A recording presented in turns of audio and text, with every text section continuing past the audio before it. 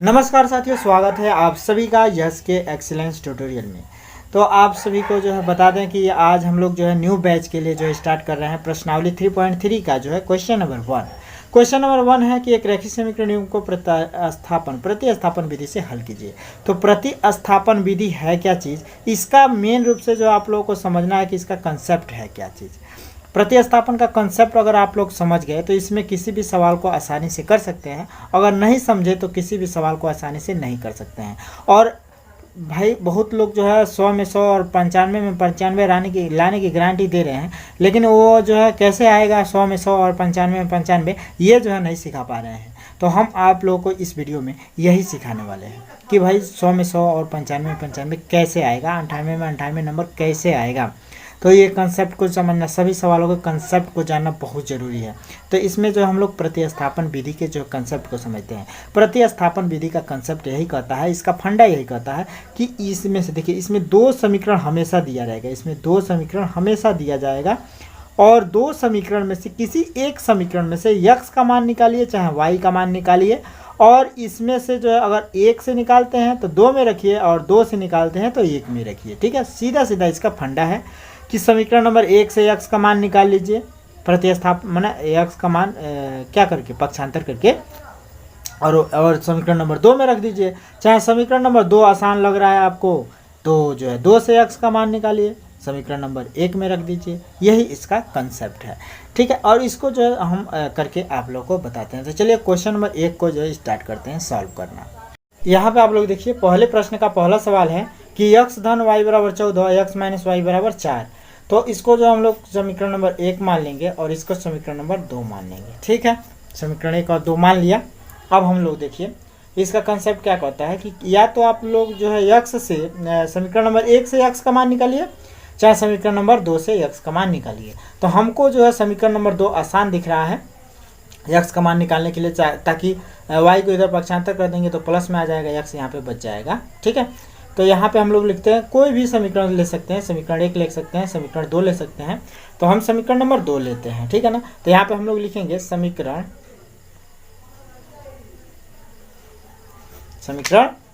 2 से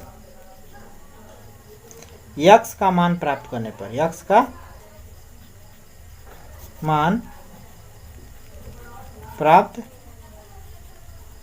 करने पर, पेंसिल से लिखना सही है कि नहीं है ये हम देखना चाह रहे थे, लेकिन हमको नहीं लग रहा है कि सही है। तो देखिए, अब हम लोग जो है x का मान समीकरण नंबर 2 से प्राप्त करना चाहते हैं। तो इस समीकरण नंबर 2 को जो हम लोग यहाँ पे लेके आ जाते हैं फिलहाल में। तो x माइनस वाई बराबर जो है 4 है। ठीक है, इसको सॉल्व करते हैं तो इसको हम लोग लिख सकते हैं कि x बराबर, अब y को इधर लाएंगे तो देखिए भाई, y को जब इधर लाएंगे बराबर के इधर, तो ये जो है माइनस में है, इधर आएगा तो प्लस में हो जाएगा। माने 4, जैसे कि मान लीजिए बराबर के इधर 4 है तो इस 4 को हमने यहाँ पे कर दिया, यानी कि बराबर के इधर था, बराबर के इधर ही लिखा। अब इसको जो हम लोग क्या कर रहे हैं, बराबर के इधर ला रहे हैं।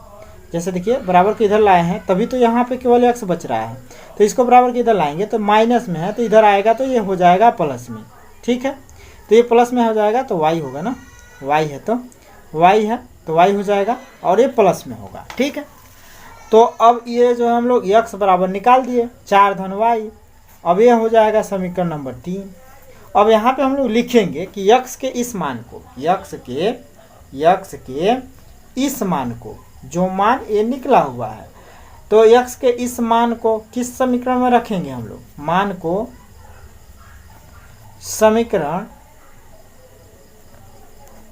किस में रखेंगे, 1 में, समीकरण 1 में। एक बात आप लोग ध्यान में रखिएगा, इसका कंसेप्ट ये भी कहता है कि यदि आप समीकरण नंबर 2 से मान प्राप्त किए हैं तो 1 में रखेंगे। देखिए, ये दोनों समीकरण अगर एक समान रहेंगे तब तो हम लोग जो है कोई हल नहीं कर पाएंगे। ठीक है ना, इसके अनेक हल होंगे। ठीक है, और हल करना असंभव होगा। ठीक है, लेकिन ये दोनों समीकरण जब अलग अलग रहेंगे, ठीक है ना, देखिए जैसे x धन y बराबर 14 है, x माइनस वाई बराबर 4 है। तो ये अलग अलग दोनों समीकरण है, तभी जो है ऐसे प्रतिस्थापन विधि से हम लोग हल कर सकते हैं।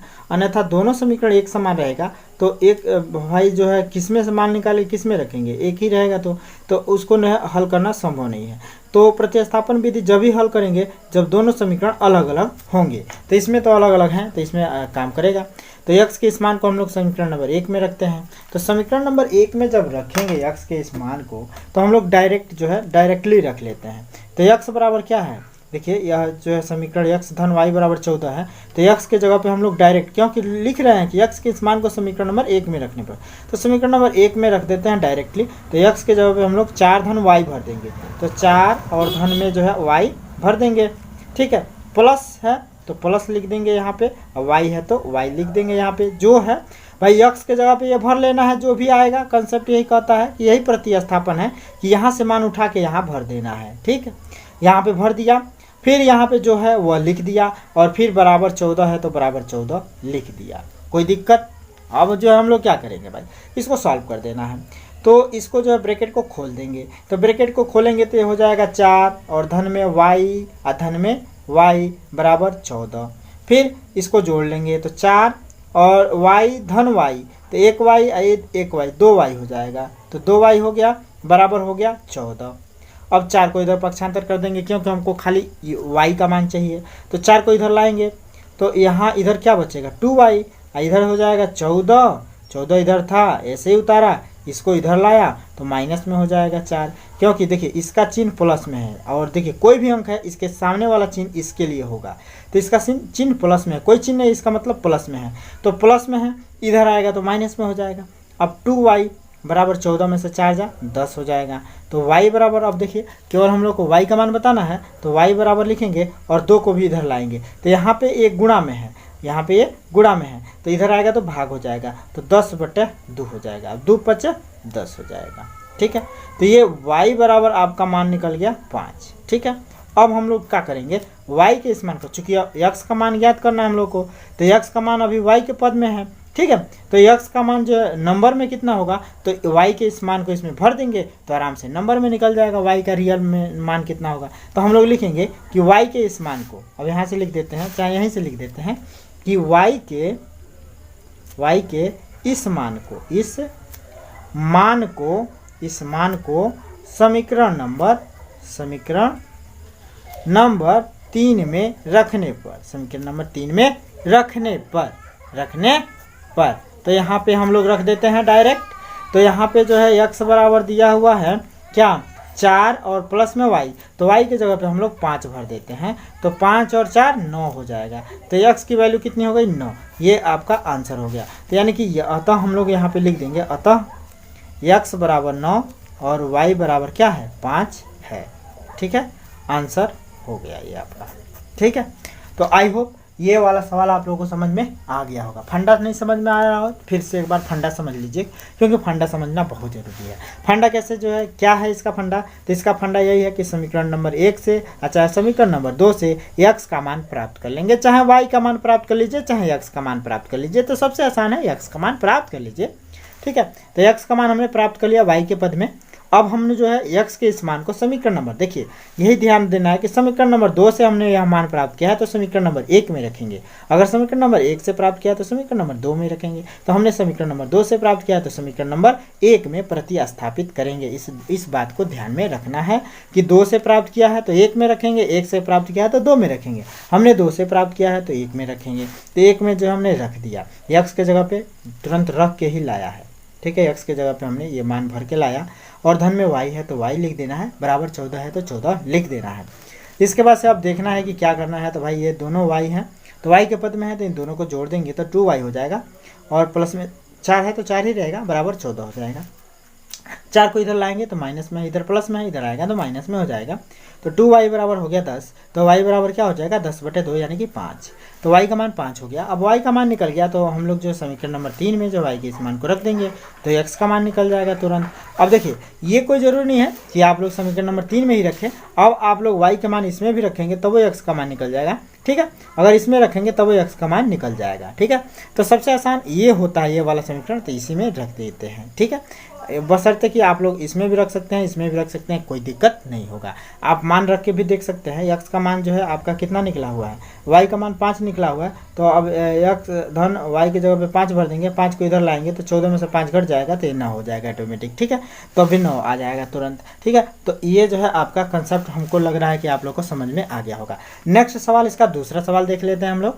अब यहाँ पे देखिए इसका सवाल नंबर 2 है, ठीक है। सवाल नंबर 2 है कि यस माइनस टी बराबर 3 और यस बटे 3 प्लस टी बटे 2 बराबर 6, ठीक है। अब देखिए इसको समीकरण नंबर 1 कर देना है, इसको समीकरण नंबर 2 कर देना है। भाई पहले नंबर पे है तो 1 कर देंगे, दूसरे नंबर पे है तो 2 कर देंगे। अब देखिए समीकरण नंबर 1 से जो है यस का मान निकालना आसान है, मतलब इधर वाले पक्ष का मान निकालना आसान रहता है। तो यक्स का मान जो हम लोग समीकरण नंबर, इसमें यस का मान समीकरण नंबर 1 से हम लोग प्राप्त करेंगे। तो यहाँ पे हम लोग लिखेंगे कि समीकरण 1 से, यहाँ पे लिखिएगा कि समीकरण, शॉर्टकट में लिख दे रहे हैं समी, ठीक है। तो समीकरण 1 से यस का मान प्राप्त करने पर, यस का मान प्राप्त करने पर, मान प्राप्त करने पर, ठीक है। यस का मान प्राप्त कर लेते हैं हम लोग। तो यस का मान प्राप्त करते हैं तो ये यहाँ पे लिख सकते हैं अपने सुविधा के लिए कि यस बराबर क्या लिख सकते हैं, 3। तो सॉल्व कर देंगे इसको, तो यस बराबर लिख सकते हैं हम। देखिए माइनस टी को इधर लाएंगे तो 3 अब प्लस में टी हो जाएगा, ठीक है, प्लस में टी हो जाएगा। तो यह देखिए अब इसका फंडा यही ना कहता है कि समीकरण नंबर 1 से हम लोग यस का मान ज्ञात कर लिए, समीकरण नंबर 2 में यस के जगह पे भर देना है मान, ठीक है। तो इसको समीकरण नंबर हम लोग 3 कर देंगे। समीकरण नंबर 3 इसलिए कर रहे हैं क्योंकि समीकरण 1 बन चुका है, 2 बन चुका है, तो समीकरण नंबर ये 3 होगा और समीकरण नंबर 3 में जो है मान भरना है, इसीलिए हमने इसका नाम दे दिया। अब हम लोग क्या करेंगे, अब समीकरण नंबर 3 से जो है प्राप्त यस के इस मान को, अब लिखेंगे यस के इस मान को, माना यस का मान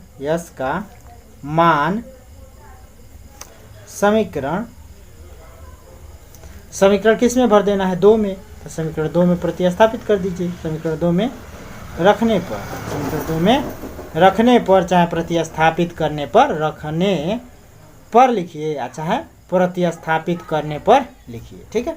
तो रख देते हैं हम लोग। अब रखेंगे तो इसमें रख के ही लाएंगे, ठीक है। तो यस के जगह पे 3 धन टी लिख देना है। यस के जगह पे क्या लिख देना है, 3 और धन में टी, अब बटे में जो है क्या है, 3 है तो 3 लिख देना है। इधर देखिए, इधर प्लस है तो प्लस और टी है तो टी, अब बट्टे में 2 है तो 2, अब बराबर लिख देना है 6। इधर हमने कुछ जो है छेड़छाड़ नहीं किया, जैसे इसका मान था बस यही बदला और बाकी जैसे था वैसे लिख दिया। अब हम लोगों को जो है समीकरण सॉल्व करना आना चाहिए। तो अब देखिए ये जो है आपको जो है ये दोनों मिलके 1 अंक होंगे, तो इसलिए इसको ब्रैकेट में ही लिखा जाए तो बेहतर रहता है, ठीक है। तो ब्रैकेट में लिख देंगे और हम लोग जो अब क्या करेंगे, भिन्न के जोड़ की तरह से इसको सॉल्व कर देंगे। तो भिन्न का जोड़ क्या कहता है कि भाई इसका और इसका लसा निकालते हैं हम लोग। तो 2 और 3 का लसा कितना हो जाएगा, 6। तो 6 निकाल लिया। अब 3 से इसमें भाग देंगे तो 3 दूना 6, 2 बेर में जाएगा। तो 2 का जो है इसके अंशों में गुणा कर देते हैं, तो 2 हिजर लिख देंगे और 3 धन टी लिख देंगे। बस भाई भिन्न का जोड़ ऐसे ही ना करते हैं। और फिर में यहाँ पे प्लस है तो प्लस लिख देंगे और फिर जो है वही कहानी यहाँ पे है, 2 से इसमें भाग देंगे 6 में, तो 2 तियाँ 6, 3 और 3 का फिर टी में गुणा कर देंगे तो 3t हो जाएगा। अब बराबर इधर 6 है तो 6 लिख देना है, ठीक। अब कोई दिक्कत। अब फिर जो हम लोग क्या करेंगे कि इस 6 से इधर गुणा करा देंगे, क्रॉस गुणा करा देंगे, ठीक है। तो क्रॉस गुणा करा दीजिए 6 का और इसको ऐसे ही रहने दीजिए। तो यहाँ पे हम लोग लिख देंगे भाई ये जैसे था वैसे ही लिख देना है, 2 × 2 3 और प्लस में टी, इधर जो है प्लस में जो है 3t, इधर का कर देना है 6 6 के 36 लिख देना है। पहले ही हमने जो है सोच लिया था कि केवल इसका इसमें गुणा करना है, जैसे था वैसे ही लिख देना है। अब इसके बाद हम लोग क्या करेंगे, तो इस ब्रैकेट को खोल देंगे तो 2 तियाँ 6 हो जाएगा और प्लस में 2t हो जाएगा, ठीक। अब प्लस में जो है क्या हो जाएगा, 3t हो जाएगा, प्लस में 3t हो जाएगा, हो गया। अब बराबर फिर लिख देंगे 36, ठीक। अब हम लोग जो है क्या करेंगे, इस 6 को इधर लाएंगे, इस 6 को इधर लाएंगे, या चलिए इस 6 को हम लोग इधर लाते हैं तो इधर लिख देंगे। अब देखिए या तो पहले इसको अब जोड़ लीजिए, तो 6 को इधर ये रहने दीजिए, अभी फिलहाल में इसको जोड़ लीजिए। ये भी t है, ये भी t है, तो ये 2t है, ये 3t है, तो 2t और 3t, तो ये हो जाएगा 5 गो t हो जाएगा ना। अरे दो गो गधा आ 3 गो गधा, कौ गधा 5 गो गधा, तो गधा इधर रहेगा ना, यानी कि टी यहाँ पे रहेगा ना। तो यहाँ पे देखिए 6 अधन 5 टी अधन बराबर बराबर अब कर देंगे तो बराबर फिर लिखेंगे 36। और फिर 6 को इधर लाना है, तो 6 को इधर लाएंगे तो इधर 5 टी रहेगा अब बराबर 36 माइनस 6 हो जाएगा, क्योंकि इधर प्लस है। देखिए इधर वाला चिन्ह ही इसका है, तो इधर प्लस है तो इधर आएगा तो माइनस हो जाएगा। अब 5t बराबर फिर क्या हो जाएगा, तो 36 में से 6 जाए हो जाएगा 30। अब t बराबर क्या हो जाएगा, तो 30 अब बटे में हो जाएगा 5, तो 5 छक्का 30, तो ये हो गया 6। तो t का मान कितना हो गया 6, t की वैल्यू हो गया आपका 6। अब लिख देंगे कि t के इस मान को, अब लिखेंगे कि t के इस मान को किस समीकरण में रखिए, समीकरण नंबर 3 में रखिए। इस मान को समीकरण 3 में रखने पर, समीकरण 3 में रखने पर, तो समीकरण 3 में रख दीजिए। तो समीकरण नंबर 3 क्या कहता है भाई, तो समीकरण नंबर 3 में यस बराबर है 3 धन टी, और टी का मान है 6, तो 6 रख दीजिए। तो 6 गो और 3 गो 9 गो, तो यस का मान कितना हो गया 9, तो 6 3 9, यस का मान हो गया 9। अब हम लोग यहाँ पे लिख देंगे कि अतः यक्स बराबर है कितना, यस बराबर सॉरी, अतः यस बराबर है 9 और टी बराबर है 6 के। ठीक है, अब आप लोग चाहें तो देखिए, इसीलिए हम आप लोग को कह रहे हैं ये जो सवाल है ना, इसका आप लोग आंसर का भी जांच कर सकते हैं, इसका उत्तर का भी आप लोग जांच कर सकते हैं। कैसे करेंगे, तो 9 और 6 का मान यहाँ पे भर दीजिए इस समीकरण में, तो 9 है जो लिख दीजिए, हाँ में से माइनस में है तो माइनस कर दीजिए, और टी का मान 6 कर दीजिए, तो 9 में से 6 जाए आराम से 3 आ रहा है, इधर भी 3 है तो आराम से इतना में से इतना घटाने पर 3 आना चाहिए, तो इतना में से इतना घटाने पर 3 आ रहा है, यानी कि हम लोगों का आंसर सही है। तो इसको आप लोग जो परीक्षा हाल में भी जो है चेक कर सकते हैं, और आंसर गलत होने का चांस नहीं रहेगा। ठीक है, तो ये आपका आंसर हो गया। ठीक है, अब इसी तरह से हम लोग समीकरण नंबर 3 को देखते हैं। समीकरण नंबर 3 पे देखिए, समीकरण नंबर 3 दिया हुआ है 3x माइनस वाई बराबर 3, 3x माइनस में y बराबर 3 है, और 9x माइनस में 3y बराबर 9 है। इसको अगर हम लोग जो है समीकरण नंबर 1 मानते हैं, इसको समीकरण नंबर 2 मानते हैं। समीकरण नंबर 2 को हम लोग सरल भी कर सकते हैं। तो समीकरण नंबर 2 को अगर सरल करें तो इसमें से देखिए ना, 3 से भी विभाजित है, 3 से भी विभाजित है, 3 से भी विभाजित है, यानी कि 3 जो है अगर हम लोग पूरा समीकरण में 3 से भाग दे दें, तो पूरा समीकरण में 3 से भाग दे दीजिए, या यहाँ पे 3 कामन ले लीजिए, तो 3 कामन लेंगे तो 3 3 के 9, यानी कि यहाँ पे 3 x आ जाएगा, माइनस में जो है y आ जाएगा, अब बराबर इधर क्या आ जाएगा 9 में रहेगा।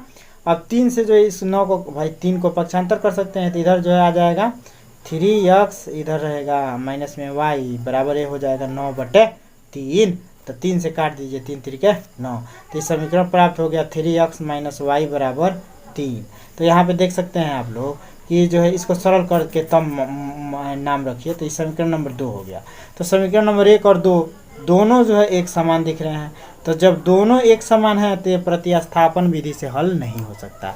इसके अनेक हल होंगे, लेकिन यह जो है प्रतिस्थापन विधि से इसका हल संभव नहीं है। तो यहाँ पे हम लोग लिखेंगे कि देखिए दोनों समीकरण एक समान है, अब प्रतिस्थापन विधि जब दोनों समीकरण एक समान रहेगा तो नहीं हल होगा, कोई हल प्राप्त नहीं देगा, माने x और y का मान निकलवे नहीं करेगा। तो इसलिए हम लोग लिख देंगे समीकरण 1 और समीकरण 2 से, समीकरण 1 और समीकरण 2 से हमें पता चलता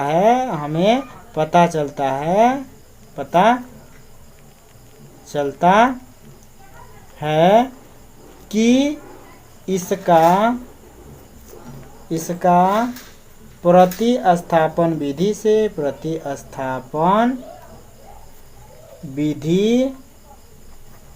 से हल संभव नहीं है, यही आंसर दे देना है। ठीक है, हल संभव नहीं है क्योंकि दोनों समीकरण एक समान है। क्यों, ये भी लिख दीजिए, क्योंकि दोनों समीकरण एक समान है, क्योंकि दोनों समीकरण एक समान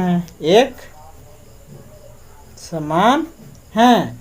और जब दोनों समीकरण एक समान होगा तो प्रतिस्थापन विधि से हल नहीं होगा और इसके अनेक हल होंगे, क्योंकि देखिए 3/3 A1/A2 बराबर B1/B2 बराबर C1/C2 तीनों एक बराबर आएगा। A1/A2 बराबर होगा B1/B2 और बराबर होगा C1/C2। जब यहाँ भी बराबर होता है, यहाँ भी बराबर होता है, तो इसके अनेक हल होते हैं। इसलिए इस समीकरण के अनेक हल प्राप्त करें। ठीक है, तो बस इसका सॉल्यूशन यही था। अब सॉल्यूशन नंबर 4 देख लीजिए इसका। तो सॉल्यूशन नंबर 4 में देखिए इसका क्या समीकरण दिया हुआ है, आप लोग देख पा रहे होंगे। स्क्रीनशॉट ले लीजिए, ठीक है, नहीं अगर किताब है तो। अब इसको देखिए, हम इसको उतार देते हैं। चौथा समीकरण देख लीजिए। तो चौथा समीकरण चौथा सवाल देखिए। तो चौथा सवाल दिया है कि 0.2x धन में 0.3y बराबर 1.3 और 0.4x धन में 0.5y बराबर 2.3 देख रहे हैं। इसमें जो है, अब देखिए आप लोगों को ये दशमलव की वजह से इसको सॉल्व करने में दिक्कत समझ में आ रहा होगा। तो आप लोग चाहें तो इसको जो है दशमलव को हटा सकते हैं। क्यों? क्योंकि समीकरण 1 में 10 से गुणा कर, देखिए दशमलव के बाद यहाँ भी एक स्थान है, दशमलव के बाद इसमें भी एक स्थान है, दशमलव के बाद इसमें भी एक स्थान है, सब में दशमलव के बाद एक स्थान है। तो दशमलव के बाद एक अंक है, तो इसमें जो है जब दशमलव के बाद एक अंक है तो इसमें 10 से गुणा कर देंगे तो सबका दशमलव हट जाएगा। तो लिखेंगे समीकरण 1 में 10 से गुणा करने पर, समीकरण 1 तथा 2 में 10 से गुणा करने पर डायरेक्ट लिख देंगे कि समीकरण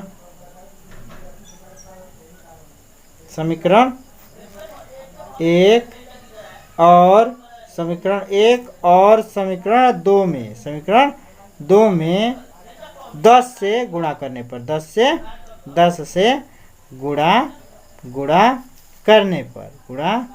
करने पर तो समीकरण 1 और 2 में 10 से गुणा कर देंगे। तो अब डायरेक्ट हम लोग लिख देंगे 2x धन में 3y बराबर, अब बिना दशमलव के लिख देंगे, और 4x धन में 5y बराबर 23 लिख देंगे। अब इसको समीकरण नंबर 3 कर देंगे और इसको समीकरण नंबर 4 कर देंगे। ठीक, अब समीकरण 3 और 4 को हल कर देंगे। तो हम लोग जो है समीकरण 3 से जो है x का मान प्राप्त कर लेते हैं और समीकरण 4 में रख देंगे। तो यहाँ पे लिखेंगे कि समीकरण 3 से x का मान प्राप्त करने पर, x का मान प्राप्त करने पर, तो x का मान हम लोग प्राप्त कर लेते हैं समीकरण 3 से।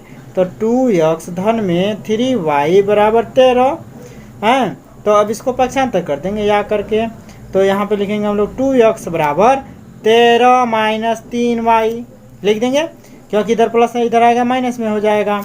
अब हम लोग क्या लिख सकते हैं, x बराबर 13 माइनस में 3y, अब बट्टे में है जब गुणा में है, धन आएगा तो भाग होगा, तो आप लोग को पता ही है, तो इधर आ गया तो भाग हो गया। ठीक, तो x का मान हो गया इतना, इसको लिख देंगे हम लोग 3। अब इस मान को लिख देंगे, x के इस मान को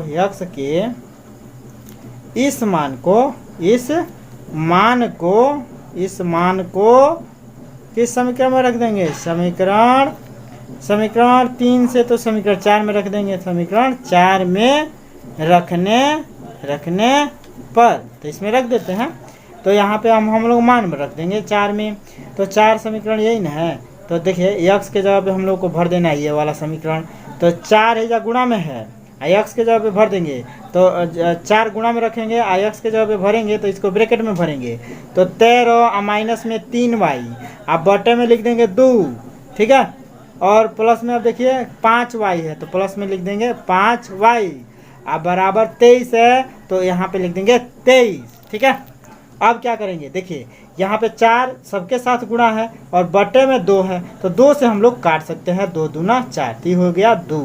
ठीक है, अब इधर क्या है, तो इधर जैसे है वैसे ही रहने देंगे। तो 2 का अब यहाँ पे हम लोग उतार सकते हैं, 2 × 13 माइनस 3y, ठीक है, अब प्लस में 5y, अब बराबर लिख देंगे 23। ओके, अब 2 का इसमें पूरा में गुणा करा देंगे यहाँ तक, मैंने ब्रैकेट हटाएंगे तो 2 का 13 में गुणा हो जाएगा, तो 13 दूना हो जाएगा आपका 26, अब माइनस में 3 दूना 6y, अब प्लस में 5y बराबर लिख देंगे 23 बराबर 23। कोनो दिक्कत? अब 26 माइनस 6y अधन में 5y बराबर 23। तो अब हम लोग क्या करेंगे भाई, तो देखिए माइनस में 6y है और प्लस में 5y है, इसको सॉल्व करेंगे तो ये घट जाएगा, तो माइनस में खाली y हो जाएगा। क्या है, कहा कि माइनस में 6 ज़्यादा है, प्लस में 5 कम है। तो जब ज़्यादा में से कम घटाएंगे तो जो चिन्ह ज़्यादा का रखेंगे तो चिन्ह माइनस का आ जाएगा। और देखिए अब हम लोग इसको लिख सकते हैं, इसको प्लस में 26 लिखिए, चाहे भाई 26 है तो इसे ही 26 रहने दीजिए, आप बराबर फिर लिख दीजिए 23। ठीक, और फिर 26 को इधर लाइए तो माइनस में y बराबर हो जाएगा 23, आई प्लस में है तो इधर आएगा तो माइनस में हो जाएगा 26। अब 23 में से 26 में से 23 घटाएंगे, अब भाई माइनस में y ये रहेगा, आज 26 में से 23 घटाएंगे तो ये हो जाएगा 3, 26 में से 23 घटाएंगे तो 3। आज चिन्ह देखिए माइनस का अधिक है तो यहाँ पे रहेगा माइनस, और माइनस से माइनस खत्म कर दीजिए तो y बराबर हो गया आपका 3, तो y की वैल्यू हो गया आपका 3।